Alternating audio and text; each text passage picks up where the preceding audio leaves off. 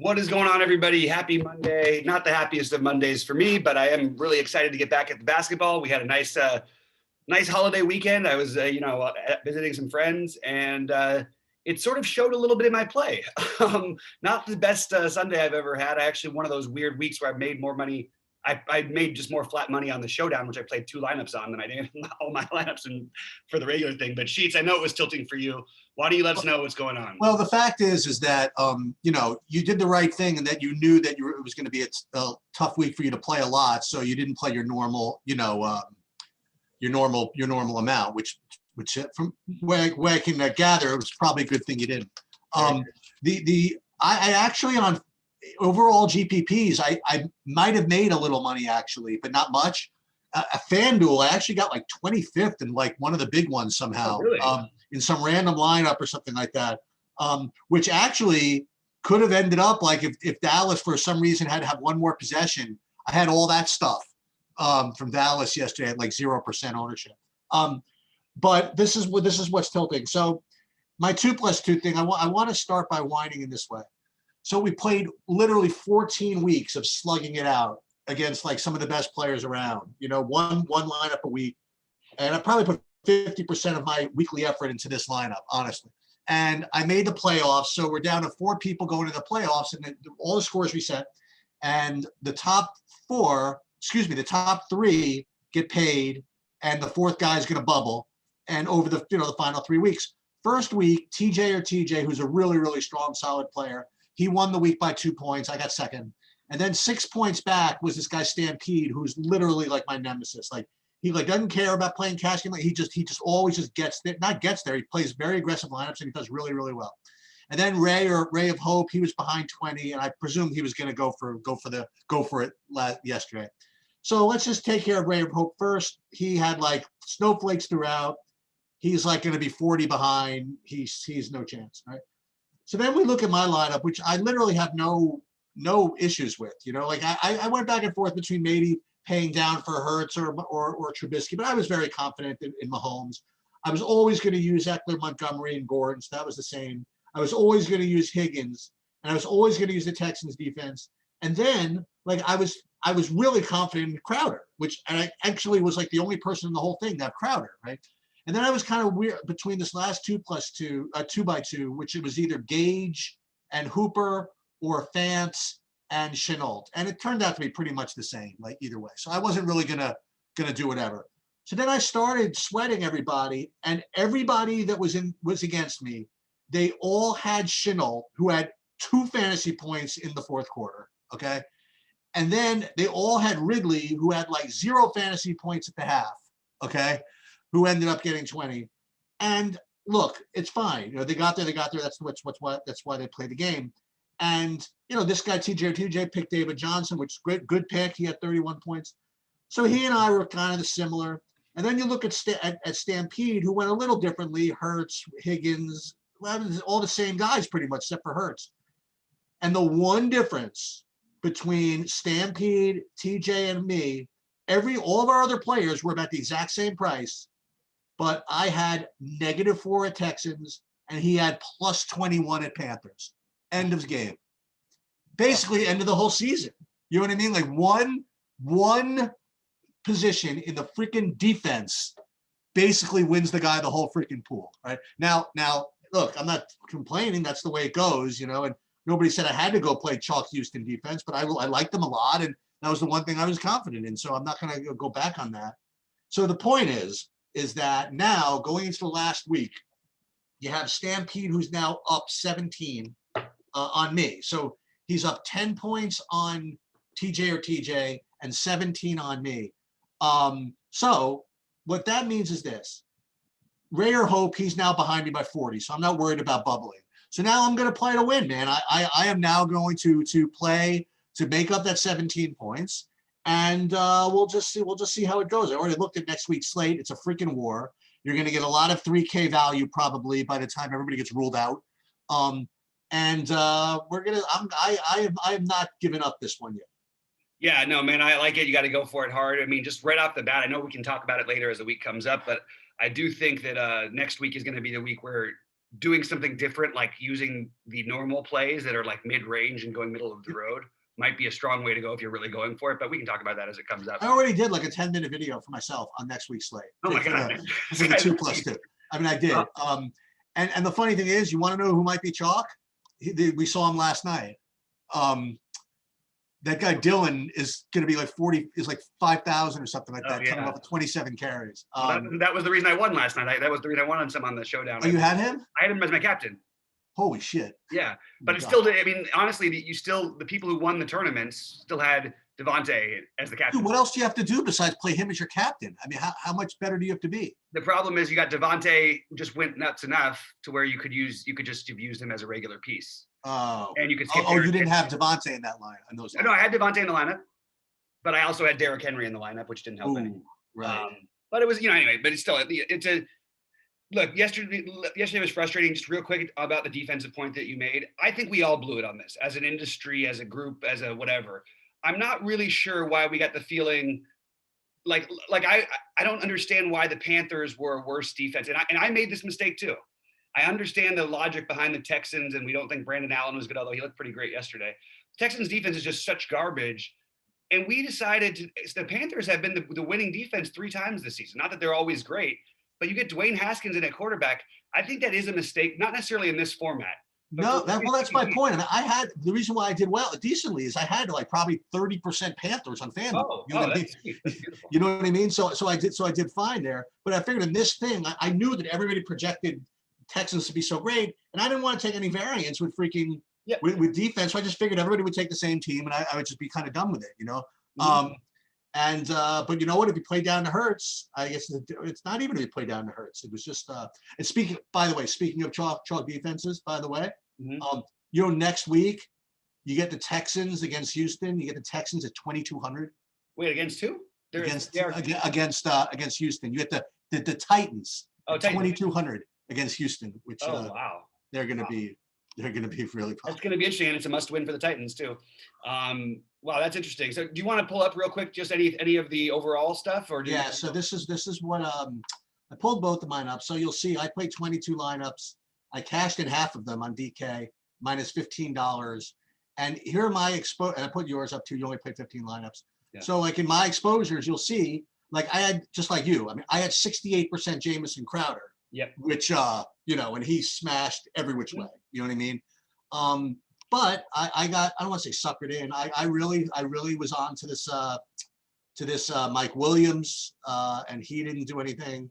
I was really into Melvin Gordon, but again, I knew he was going to be popular. Yeah. And then I went for this. I went for this cheap thing. I really did, and I never play this way. I never play Mahomes, really. I never play those guys, but I played a bunch of them with Hill because I could do it. And this is the week they decided to not do anything. Right. The other bit of leverage I had, which didn't work out, I had just like you, well, not as much as you, but I had an inordinate amount of Mark Andrews. And I'll tell you that he dropped a touchdown in the end zone. He dropped a touchdown. They missed him on I would say he missed him. Lamar sort of just missed him on another one. And they had a penalty for a 40-yard play called back. So it wasn't like I'm not going to take the L on Andrews. I thought he was actually a terrific pivot off of the other guys. Yeah. So it turns out that I had some lives did okay. And again, that FanDuel one, the good thing is I didn't notice the FanDuel one until it was the end of the day because I would have sweated it more probably, but if I knew I was that close. Yeah, that's pretty much it. But again, my Jamison Crowder kept me afloat. And everything else kind of dragged me down. Yeah. I mean, I'm looking right now and I looks like how is that possible? No, that can't be right. Yeah. I basically was a few hundred spots out of making the money in 2 out of my 3 wildcat things, but just couldn't quite get there. Like I played Sam. I actually had a really nice play in Curtis Samuel, who had a monster game. He did in one of them. He had not monster. He had 23 fantasy points. He had, 100 receiving yards, 52 rushing yards, and 20. Him, Deontay Johnson, and Jamison Crowder were a pretty good core. The problem was, I don't even think the problem. I loved Miles Sanders, and he was fine, but I thought I was expecting a huge game from him. I loved the Bears and Robinson and them, and they were good. I just couldn't get the right pieces. I couldn't get the right run backs where I tried to enough. I got nothing hard. Well, I got very little out of. I kept getting 15s to 18s out of my running backs, and it's just hard to win that way. And Excuse me, I'm going to tell you why you screwed up. Okay, Why did I screw up? I'm going to tell you why I screwed up. So I'm going to tell you what the best price on the whole board was. So I was talking about Amari Cooper, and I was saying that, you know, I really like Amari Cooper, especially if Gallup's out. And you're like, well, dude, I hope Gallup's not out because I love him today. Yeah. And That's Gallup you're right. totally destroyed the slate. Yep. He had 33 freaking fantasy points. Yep. And you had a grand total of 6% of him. But in all fairness, I did have him in my what was it, the 100? I had him on FanDuel. So hang on. So here I will tell you the biggest. I can't believe I didn't play more of this year. So I will tell you that this is like the most egregious pricing error I think of all time.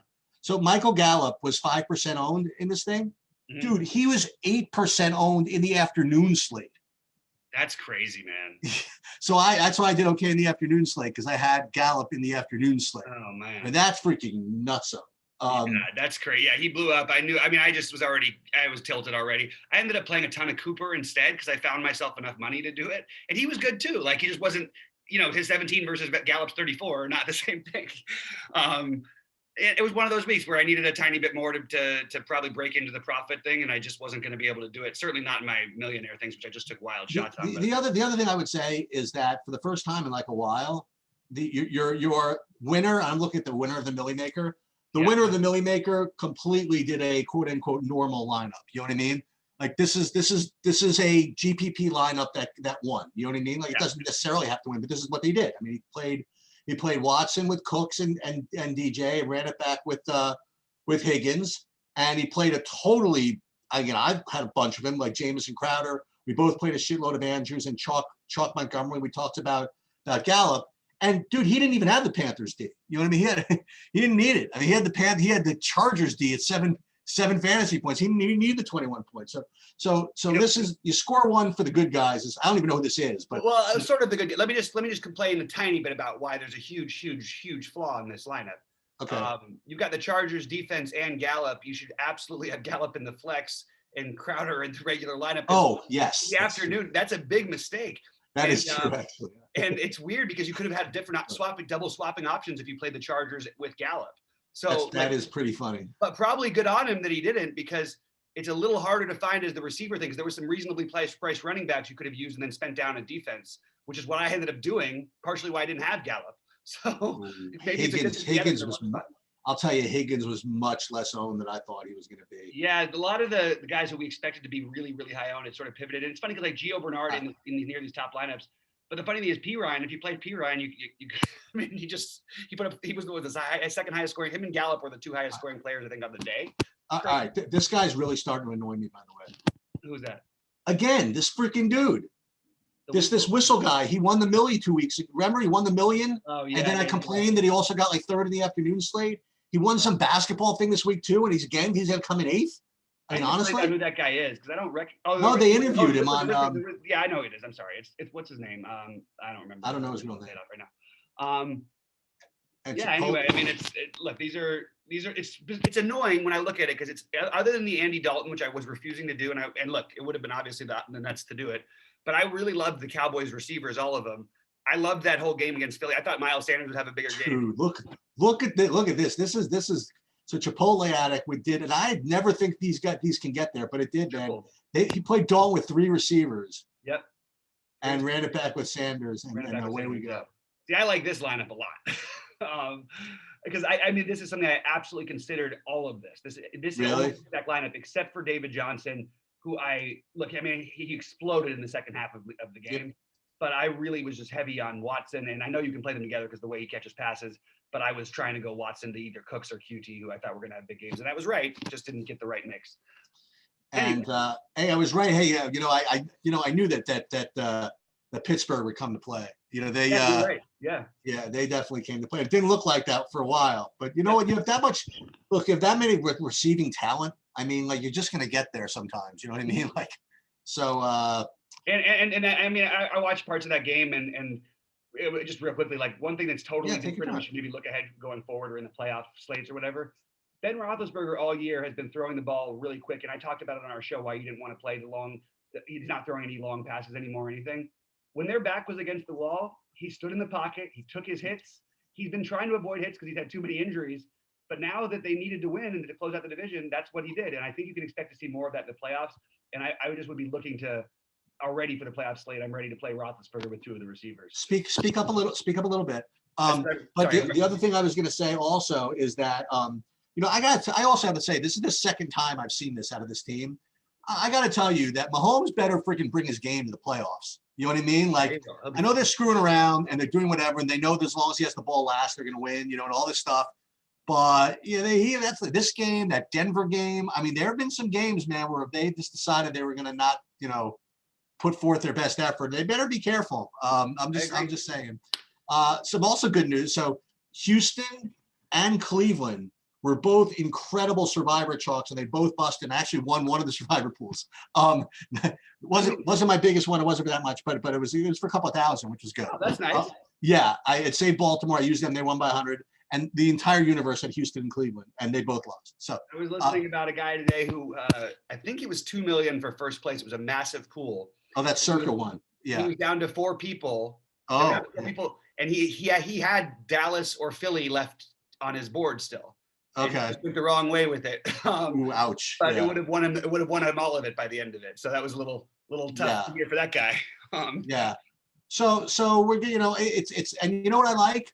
That last year, I don't know if you remember this, the last couple of years, DK didn't offer $1 million the last couple of weeks of the season. I don't know if you remember this, but they weren't like full milli makers because I guess they didn't think the pricing, whatever. But they've been a full milli maker next week. They're doing another one. Wait, they had one because on week 16 last year I finished 4th in the millionaire in the million maker. Maybe it was week 17 then last year. I don't know. Yeah, that sounds right. I mean, that could be right. Whatever it is, but yeah, so they're going to run one back, and we're going to have a lot of cool stuff about people sitting out and all this stuff. But the good thing is, you see what's going on, man. You can win $1 million literally every night now in DK. You got like Millie Maker showdowns, the playoffs. I guarantee you, every slate will be a Millie Maker slate in the showdown in the playoffs. Basketball, they're just literally running. Basically, it seems like full slates every day. So we got a lot to do and a lot to get there. And I hate to say this, but golf's been on hiatus for a couple of weeks, but don't think I forgot about you. MMA has been on hiatus. And don't forget about you either, because I'll tell you this, I don't know if you remember this, but like months and months ago, I won a seat into this big freaking thing. Oh, right. That was worth $3,000. They haven't filled it yet. They keep on filling. They're not even close. They still need to fill about 20 spots, I think. But when that happens, man, I'm gonna be ready. I'll be ready for that one. And there's a lot of daily fantasy sports. Yeah, we got a lot going on for sure. Do you want to jump right into the slate now, or do you want to do a separate video? Yeah, you want to go right into it? Yeah, let's go right into it. Okay. So let me just pull up, because I didn't do everything yet, but I will pull up my just overall skeleton build. This is so exactly my build. It's ridiculous. Oh Jesus! Almost exactly. There's one difference, but yeah. So okay, let's talk about the guys tonight, because I don't know if these initial projections are just crazy, and I understand that John Brown may play and all that stuff, and he's a great value if he does. But Isaiah McKenzie, even if John Brown plays at 800, sort of stood out to me as being the initial. He's Isaiah McKenzie, Cordarrelle Patterson. David Moore for the Seahawks. These are my showdown guys. So I love playing McKenzie in these spots. He usually gets an opportunity near the goal line. He's got a chance to run one back on a kickoff. I sort of like the idea of pairing in McKenzie with the Bills defense tonight in case he runs one back. And also I like the Bills defense. So that was sort of the first thing I thought. What were sort of your first guys who you really thought? So here's the first thing is that, and we'll get back to it, but with the Bills, when they get down to the goal line, there's only 2 ways they score. And one of them is Josh Allen running it in, and the other one is a play action pass to some tight end that nobody has. Okay. Every single week. So I'm really going to consider doing a minimum of one between Croft, Lee Smith, and Knox. Okay. Every single time, that's what they do. Some play action thing, and some guy with like number 74 or whatever is like wide open in the end zone. And that actually could be a way that doesn't get there, as they throw it to a lineman. But I think in either case, Josh Allen gets there. The running backs just don't get the ball down there. That's they just don't. It's true. So again, John Brown coming back is a very important bit of news. If he comes back, I feel as I honestly feel as if that's the toughest thing for me to fade. Yeah. On the whole board, and he'll be popular, but that's the toughest thing for me to fade is a legit number 2 wide receiver at. Well, I shouldn't say that, okay, because Cole Beasley's been really freaking good. Mm-hmm. So maybe he's not like unfadable. I think the other thing you have to watch for is on the New England side whether whatever running back that is plays. Who's the top running back? For which front? I'm sorry, for the who? Patriots is you have Damian Harris plays. yes. So if he does not play, then Sony Michel will probably get, he'll get a decent amount of the running work, and James White will continue to get work out of the backfield. So you definitely have to watch that. And the other thing is that, New England has, again, you got to play to your personnel. And I guess without Brady or anybody good there, this team has become just like the 54 Bears. You know what I mean? They just run the ball every freaking play. And they run like 38 seconds off the clock every play. They play like 20 plays a game.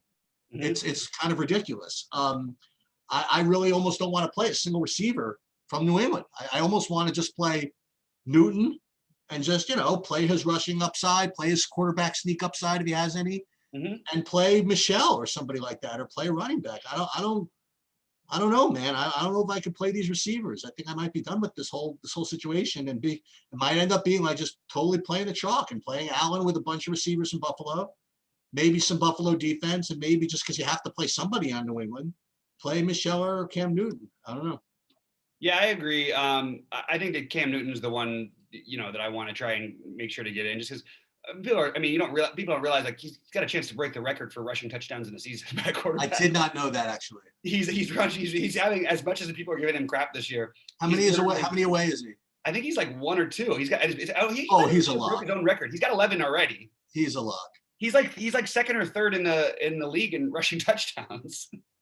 But yeah, I understand it. I think if I have to pick a receiver, Jacoby Myers is the clear best option. Why not? I think Bird would be the next one, but I'll take the shot with N'Keal Harry. Bigger body, you got a chance near the goal line. Maybe they could throw one like at 5 yards out if they don't run Cam one play. I know he's been terrible, but I'll just take the lower ownership with him on basically a pretty similar, not a crazy different projection than the other guys, but he will be significantly lower owned. So I don't mind taking that shot a little bit. How about New England? He breaks the record this week, and then they start Stidham against the Jets. No, really. Then they just shut down. If I'm right about that, he might have actually broken it, or I don't know exactly. I just had that heard, and I had that stuck. We go. That is, to me, that is something I have to figure out. Means on track to start. Patriots turn the back up and became a sharper. He might have already broken it. Let's see, 10. Yeah, it doesn't say it there, and I'll find out. Anyway, what are some other guys we could look at possibly as being different? I mentioned I like the Bills' defense, but I don't usually go for defenses. But I think there's a path where, look, you can't count it. We've just seen defenses just eat like against these guys. Even though Cam has the rushing upside, he'll also take some sacks. He'll throw a bad pick. What's the weather tonight there? I don't have it right in front of me, but I believe it's decent. It's just cold. Because by the way, for those of you that played you played the showdown last night. If you played the showdown last night and you played kickers, you're the worst. That's who you don't play in those types of slates. When it's snowy out, you don't worry about the running game or the passing game or whatever, because we've seen that a million times. Like the defense slips, and you see how open, by the way, Devontae Adams was for one of those touchdowns in the end zone. Only reason is because the other guys were sliding by. He just stopped short and he was 10 feet open. You know what I mean? So don't worry about snow for that kind of stuff. But if you got kickers in the snow, that's a disaster. So, I think that's what I want to do. I think I want to play I do want to play a little bit of both defenses. I still think that you pass the ball as much as Buffalo does. With New England's they always have upside for pick sixes. I feel as though I want to play a little of that, and I do want to play a little of the Buffalo defense also, just because New England can't do anything. I guess I don't think I'm going to play the kickers. I suppose that's pretty much it. I mean, are you gonna what are you gonna do with the Buffalo running game? You like either of these guys, any of them more than the other? Or? I think I'm just going to ignore it. I think that if I did play it, I would just go for the lower owned, what I think will be Zach Moss, even though I like Singletary better I think Singletary is more likely to have a higher score, but I think Zach Moss will be a little bit lower. And I think that they might give him a few extra carries, not desperately needing a win. By the way, Cam already has the record for, he doesn't have the record this year, but he could still break his own record. I think he's 2 away right now. Dude, this is a wild price, isn't it? Beasley is actually almost the same as Diggs. Yeah, and I just want to say to that, don't look at the early projections and ownership, because I just don't see that many people playing Beasley at 10K as everybody. That's what I'm saying. Yeah, but they do. It does, they're making it look like they do. I really think the Buffalo defense, McKenzie, and you can do whatever else. That's a good start. And I'm not saying what you need a captain or all that stuff, but that's sort of probably the route I'll go. And I'm more going to be focused on NBA tonight, but I'll play a couple of medium-sized lineups here. But I think that it's, I think that's probably what I want to do. And what you mentioned about the kickers is interesting. I definitely would lean Tyler Bass over Nick Folk. But just keep in mind that I actually don't think either of the kickers are a bad play. I just think I'm going to go with the Buffalo defense, which is a little more expensive. But speaking of defenses versus kickers, I think I'd rather play the Bills defense. And I don't even mind. I don't terribly mind the Patriots defense at 3.4, but I probably would lean both kickers ahead of the Patriots defense. Yeah, so I'm gonna.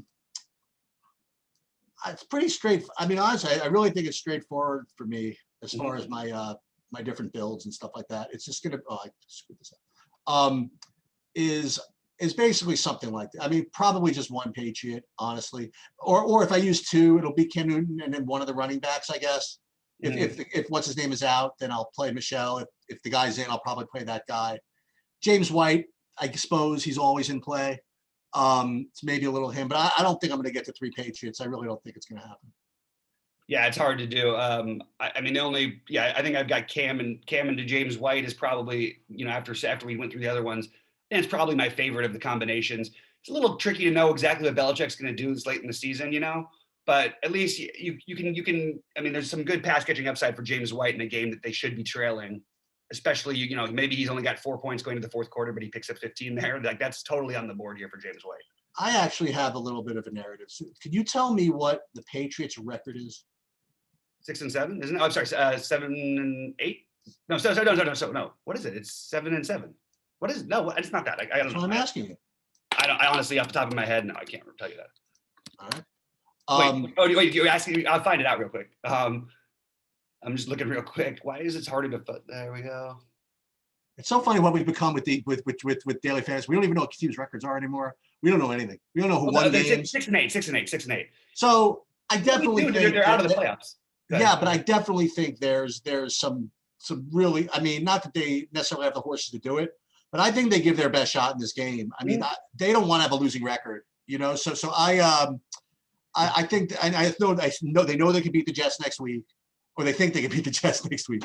The Jets have no idea what they're doing. They're like winning games and losing out draft picks. They're a disaster. I have to say that we can say that, but I watched the Jets game because I had a lot of the action in that one on Cleveland's side and on the Jets side on Crowder. And I don't know, man. I understand when we look back at these things, these aren't right, and you should do this to get Trevor Lawrence and everything like that. But I agree. These guys were freaking playing hard though, and they've been playing hard all year. And by the way, I'll tell you this right now. I know people think this about the Jets. I always say, next season. I'm not saying next season for them, but there's some good pieces on that defense. They've got some things that I like, and I like their grittiness, even though it may have been like the worst thing from a franchise standpoint. It felt good, like to watch a team play like that was in that kind of situation, and they cared about their win about as much as anybody else. Them and the Steelers were like desperately trying to win those games, like nobody. And I'll tell you something else. Nobody died and said Trevor Lawrence is Dan Marino either. You know what I mean? So we will we'll see about that. And it reminds me, people thought that Miami Dolphins were supposed to be tanking last year, but these coaches have pride, man. Like Flores just freaking said, "Screw you, people. I'm going to actually build something here," and got some wins, and now they're have a chance to make the playoffs, right? Right. And then it's like we talked about this as we go into NBA a little bit. like I kind of like jokingly said the other day, I said, Thunder and Houston looks like these teams are in tank mode. You're like, dude, I don't know. I don't think Houston got the memo that they're in tank mode quite yet. I wouldn't. I'll tell you what, James Harden certainly didn't get the memo in that first game. Sure did not. So you tell me that they're in tank mode, and you got them playing Portland to the final possession with all their guys out. Christian Wood's no joke, man. I mean, this could be a good team whether they like it or not. People may look back at this team and go, wow, this team was supposed to lose more than half their games. Like, I mean, it just is bizarre. I don't know. I know that my Wizards are not up to the greatest start on that same note, but anyway, we'll get into that with basketball. Yeah, but your man Westbrook is freaking insane. He's great. And by the way, so is Beal. Both look great. Really. All right, man. Do you want to jump over to basketball afterwards? We hang this one up and let's hang this one up and then we'll do some basketball. All right. Good luck out there, everybody. We'll see you at the top of the leaderboards tonight.